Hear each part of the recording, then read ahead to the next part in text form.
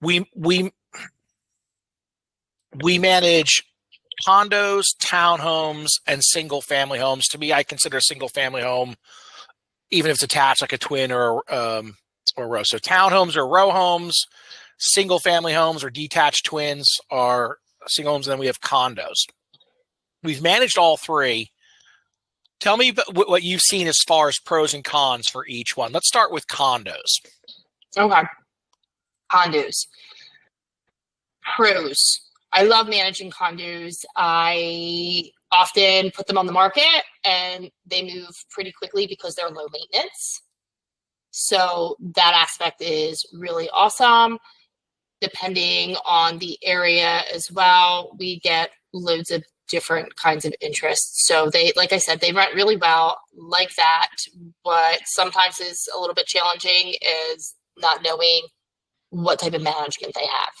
So that can be a little bit. Okay, so pros we're talking about for condo management, the fact that there's density, there's economy of scale for the building, and because there's so many units, that gives us good comps for what are other units running because there's so many cookie cutter style units.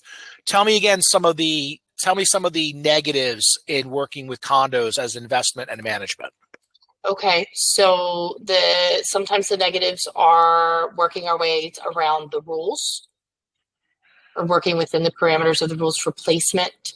There's some things that, condos are private communities and some of them are more strict than others and they have amenities. So sometimes it can be a little bit of a challenge explaining to the tenant when they're renting here, they must abide by those rules. And they're not our rules, but we are here to enforce those rules. So it's not very, very often, but here and there. So that's a good point. We're not looking to get around the rules. We're trying to work within the rules. What we mean by get around the rules, or how do we work within the parameters of the rules? So there is something to think about when you're dealing with a condo. If you're an investor looking to invest in condos, and you will have both ends of the scale. Absolutely love them, absolutely hate them.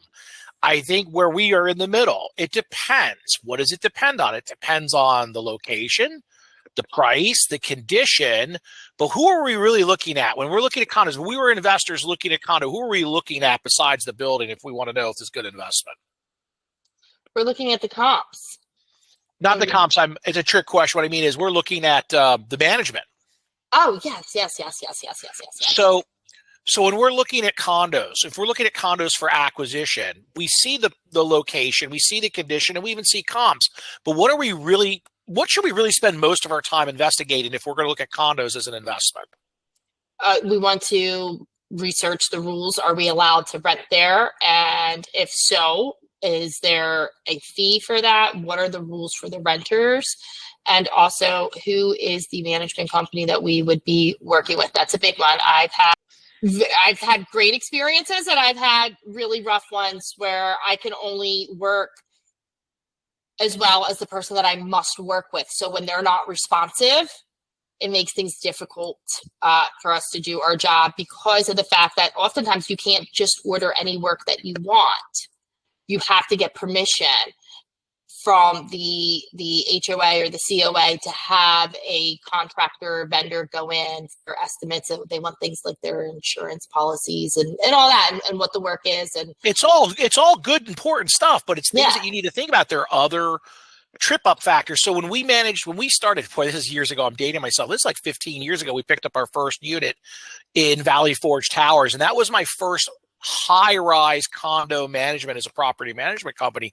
And I learned very quickly, really quickly, how you have to sign in and sign out, how the vendors have to register to sign in and sign out. I had no idea you have to pay an elevator fee and then schedule to rent an elevator. Right, the elevator.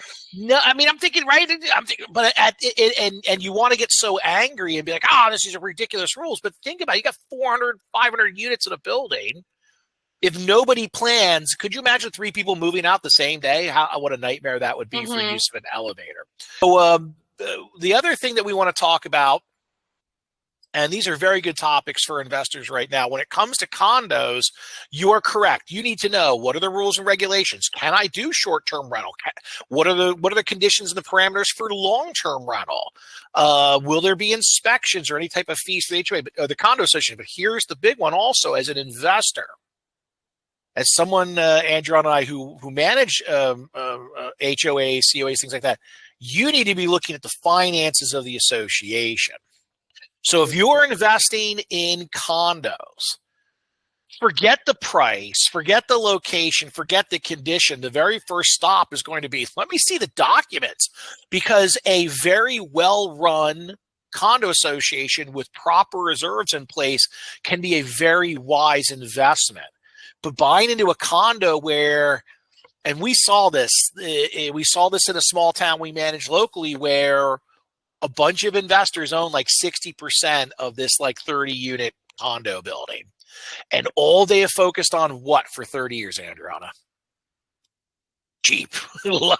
Keeping everything as low. Collecting their rent, just collecting their rent.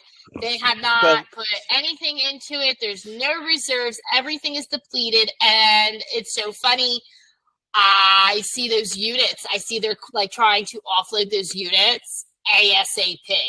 I see the asking rates dropping as well, and that's not. It's not good. It's not good. You're buying the management comp. Because here's an example, okay? Because I'm licensed in Florida and PA, I'm very sensitive to this in Florida, because you had a whole condo building collapse. Now, I don't know about you, but I love terra firmament, and I like to believe that if I'm in a building, I'm standing on solid surface, it will be there. Driving off a bridge that collapsed, right? These are my fears, right? Buildings collapsing, planes falling out of the sky, nothing I want to deal with. So what happened was the rules changed. And the government down here rightfully realized, hey, we might need to do a little bit more than once every 40 years inspecting these condos. So what's happening down here, someone's like, oh, the Florida market's tanking. No, the Florida market's not tanking. It's that the costs of these condos are now, people are getting $30,000, $40,000, $50,000 special assessments for their condos. So if you're an investor and you are looking to purchase a condo or a townhome for that matter, the management company and the HOA or condo association, do they have reserves? These are the things that you should be looking at. And all too often we're seeing investors are just focused on cash flow, cash flow, cash flow. And they don't look at the big picture of what might be coming down the pike. Okay, so that's condo. So pros, cookie cutter. Pros, lots of comps. Pros, very easy to usually rent in and out because people are used to living in those. Cons, you're looking at a condo, which is a condo association, has different rules. Other cons would be could be the management of the property. So let's talk about big one. Let's talk about we'll go from condos right to single family homes. Let's talk about the pros and cons of single family home investing. Single family home investing. Okay. Give me some pros that you can think of off the top of your head. Pros, you have more liberty. Often you have a little bit more privacy. It's typically you see greater appreciation over time because single family homes typically get higher demand. Yes.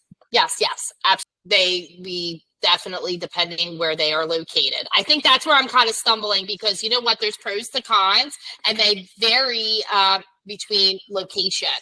So we always say this, right? Price, condition, location, whether it's sales or renting, that is what sells, whether it's a condo, a single family home. So I could have an amazing, beautiful, large single family home that, is in one area that maybe is less desirable. So its value then changes. I'm like, geez, if I could just pick this up and drop it here, I would have rented this 5 minutes ago for like double what, we're doing right now. So I apologize. That's where I'm getting tripped up with, because it's not a very black and white. No.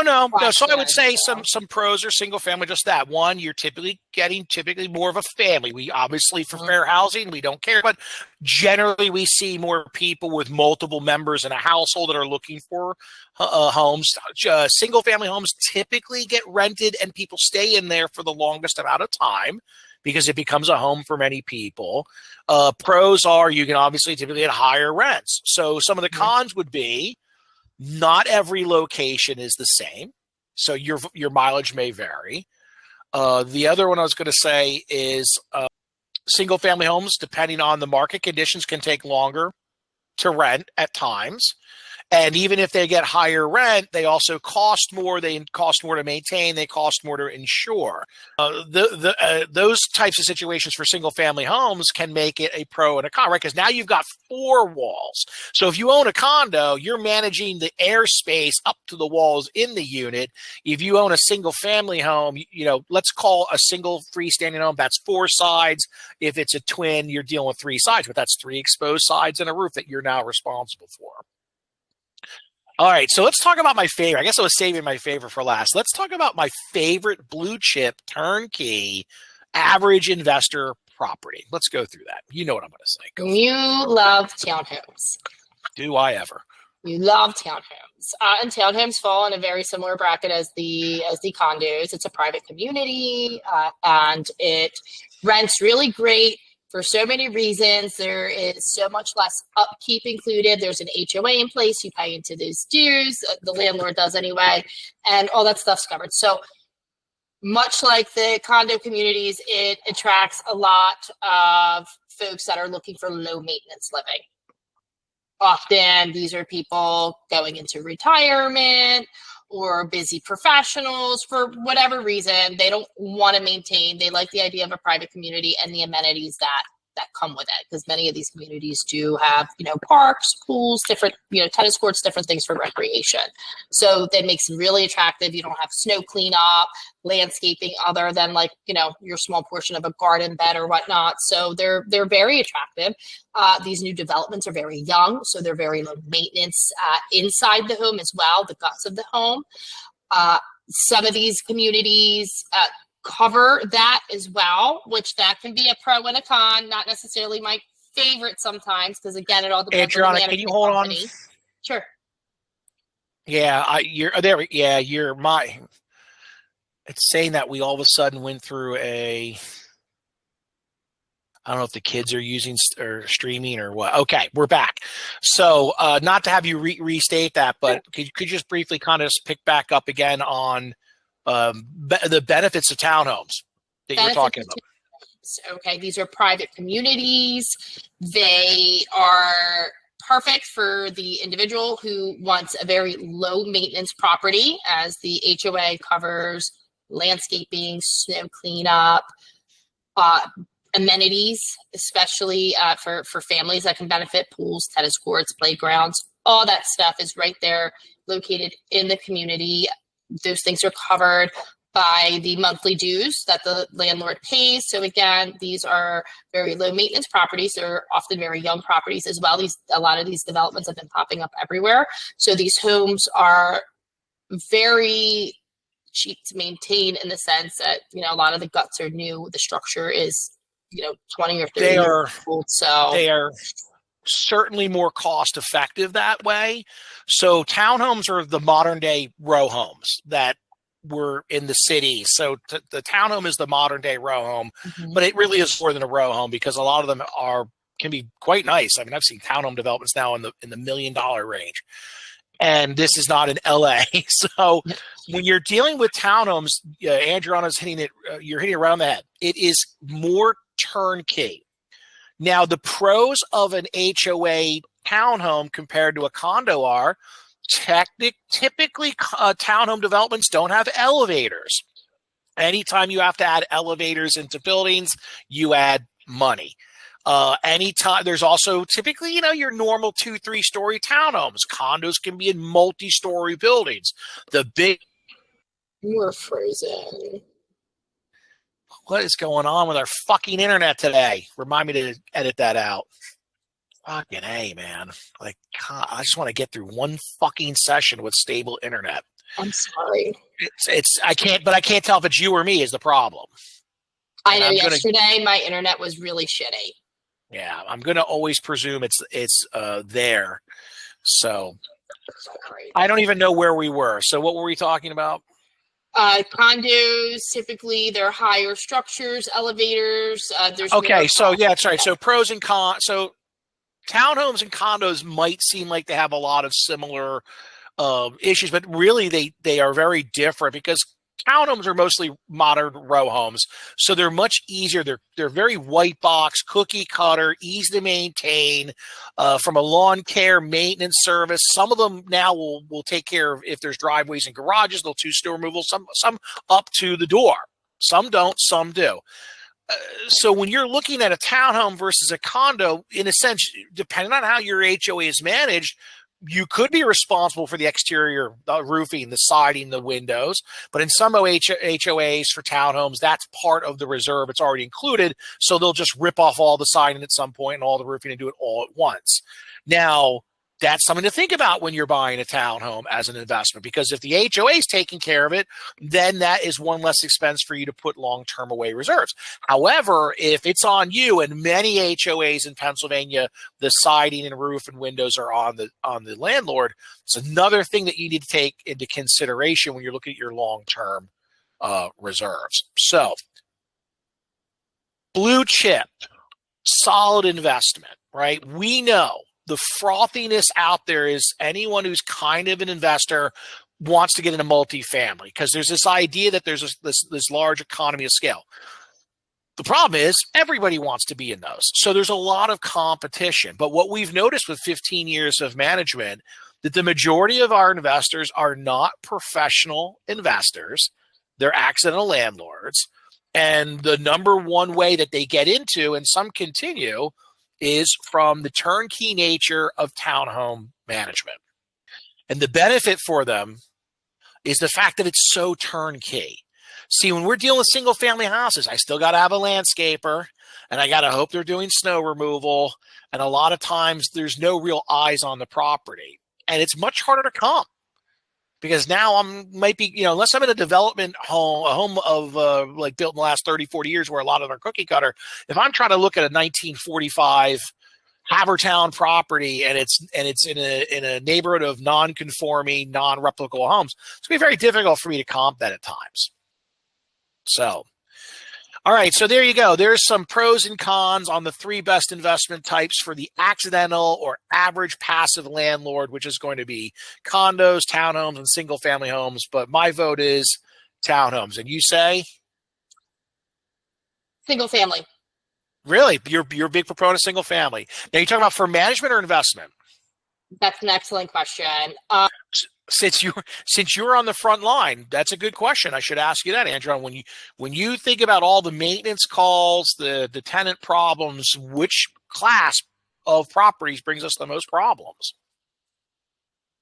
Multi-units. The one we didn't even talk about, Yeah. if I'm going to be honest. So I probably get about as many calls. It's just for different things. So, okay, the single family homes, not all of them are old. Not all of them, we've placed some really awesome tenants that are very hands-on. So in fact, our calls with our screening methods, our calls have gone very low. The reason townhomes as an investor, it's awesome. It's really awesome. And I do love to manage them. My frustration comes in with who I need to co-manage with, and that's something that I have to deal with every day, which is why it kind of is not always my favorite thing. But again, I've worked with wonderful managers that appreciate how we communicate together and we can get stuff done. And then I've worked with not so wonderful managers, and that was hard because our client was harmed. The HOA covered the roof, and they just dragged their feet with getting the work done to the point where the property suffered from mold and other inconvenient, expensive issues. The township had to get involved. So there was just so many hands in the pot. So I really take pride in what I do, and I like to be able to just be set up and run with it. So that's why I like single family. Oftentimes I have a little bit more liberty and control, and it's less having to, work with other people.